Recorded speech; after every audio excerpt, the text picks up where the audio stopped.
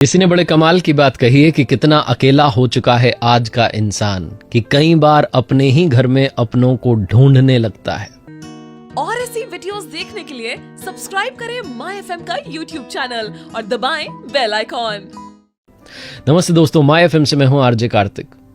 एक सेठ जी की कहानी है। गांव में बहुत जमीन थी, हवेली थी, मकान था, सब छोड़ करके आ गए शहर में। बच्चों को पढ़ाना लिखाना था। बच्चों की पढ़ाई पूरी हुई, उसके बाद में जॉब करने लगे। बच्चे बड़े हो गए तो उनके बीच में डिस्प्यूट चालू होने लगा प्रॉपर्टी को लेकर के। उस 4 बेडरूम के मकान के लिए डिस्प्यूट था जो शहर में जिसमें रह रहे थे। गांव की जमीन को लेकर के विवाद था। आए दिन झगड़े हो रहे थे और एक शाम में तो हद हो गई। दोनों भाई हाथापाई पर उतर आए, मरने मारने पर उतारू हो गए। पिताजी यानी कि सेठ जी ये सब देख रहे थे और हंस रहे थे, जोर जोर से हंस रहे थे। दोनों भाइयों ने लड़ाई रोक दी कि पापा को क्या हो गया। पूछने लगे पापा हंस क्यों रहे हो। पापा ने कहा तुम इतनी छोटी सी चीज के लिए लड़ रहे हो, मेरे पास में तो अनमोल खजाना है, वो तो दिखाई नहीं आज तक। दोनों भाइयों ने कहा क्या बात कर रहे हो, हमें देखना है। उनके दिमाग में तो प्रॉपर्टी घूम रही थी। पिताजी ने कहा अगर तुम वादा करो कि झगड़ा नहीं करोगे तो तुम्हें कल दिखाने के लिए लेके चलूंगा। उन्होंने कहा ठीक है। अगली सुबह यात्रा के लिए तैयार थे, बस से जाना था। बस में अंदर चढ़े तो जाकर के देखते हैं कि 3 लोग जाने वाले थे, सीट अंदर 2 ही थी। तो पापा को तो मिलनी थी सीट। पापा के पास वाली सीट पर दोनों भाई एडजस्ट करते जा रहे थे। एक भाई बैठ जाता, दूसरा खड़ा हो जाता, फिर बैठ जाता, खड़ा हो जाता। 8-10 घंटे की यात्रा थी। यात्रा पूरी करके गांव में पहुंचे तो गांव वालों से मिलते हुए हाय हेलो नमस्कार करते हुए पिताजी आगे जा रहे थे। गांव के आखिरी में जाकर के देखते हैं एक बड़ी सी हवेली थी। पिताजी कहते हैं यह है अनमोल खजाना, और ये बोलते बोलते रोने लगे। देखते हैं कि वहां झाड़ियां उग गई हैं, खंडर हो चुकी है हवेली, कबूतरों के घोंसले बने हुए हैं। पिताजी रोते चले जा रहे हैं। दोनों भाइयों ने कहा पापा क्या हो गया। पिताजी रोते रोते कहने लगे कि ये जो हवेली है, इस हवेली के लिए मैंने भी बचपन में, जब तुम छोटे थे ना, पुराने जमाने की बात बता रहा हूं, आज से 25-30 साल पहले की, अपने बड़े भाई साहब से जम के झगड़ा किया था। और मेरे भाई साहब ने मुझे कहा कि तू ये हवेली रख, मैं तो जा रहा हूं, विदेश में जाके सेटल हो गए।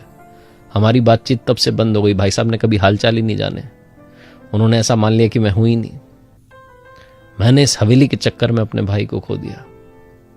ये हवेली तो मिल गई थी मुझे, लेकिन तुम बड़े हो रहे थे, तुम्हारा बचपन गांव में ना बीते, तुम्हें अच्छी एजुकेशन मिले, तुम्हें लेके चला गया शहर में, इधर आए ही नहीं वापस। आज यहां कबूतरों के घोंसले बने हुए। एक बात बताओ, जिस बस में हम आए, जिस सीट पर तुम बैठे, क्या वो हमें हमेशा के लिए मिल सकती है। दोनों भाई हंसने लगे। क्या बात कर रहे हो पापा, बस की सीट कभी किसी को परमानेंट मिलती है। बस में तो सवारियां बदलती जाती हैं, बस तो चलती रहती है, यात्रा अनंत है उसकी, तो जब तक बस रहेगी सही हालत में चलती रहेगी। पिताजी ने कहा क्या तुम उस सीट के लिए झगड़ा कर सकते हो। बेटों ने कहा पापा इतनी छोटी सी चीज के लिए जो थोड़ी सी देर के लिए मिली, उसके लिए झगड़ा क्या करना। पिताजी ने कहा बस यही समझाना चाह रहा था, इसीलिए यहां लेकर के आया कि जो चीज थोड़ी सी देर के लिए तुम्हें मिली है, आज तुम्हारी है, कल किसी और की होगी, उसके लिए झगड़ा क्यों करना।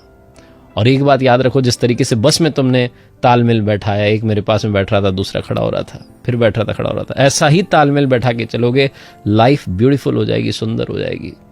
और अगर झगड़ा करते रहोगे तो मेरा हाल देख लो। हवेली तो मिल गई थी जो आज खंडर हो चुकी है, लेकिन भाई से मेरा रिश्ता टूट गया। बड़ी बड़ी हवेलियां खंडर हो जाती हैं अगर उनमें रहने वालों में प्रेम ना बचे, प्यार ना बचे।